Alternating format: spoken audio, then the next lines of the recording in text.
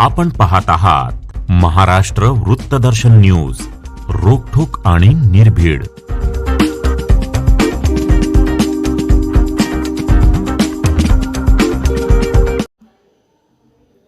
Christian समाजाचे युवा नेते विजय अमरदास लोंढे यांनी भारतीय जनता पार्टीमध्ये पक्षप्रवेश केलेला आहे. मिरजेत भारतीय जनता पार्टी कार्यकर्ता पक्ष प्रवेश सोहळा संपन्न झाला.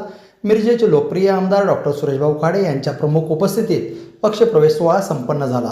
यावेळी ख्रिश्चन समाजाचे युवा नेते विजय अमरदास लोंढे यांनी आपल्या शेकडो समर्थकांसहित येऊन भाजपामध्ये पक्षप्रवेश केला.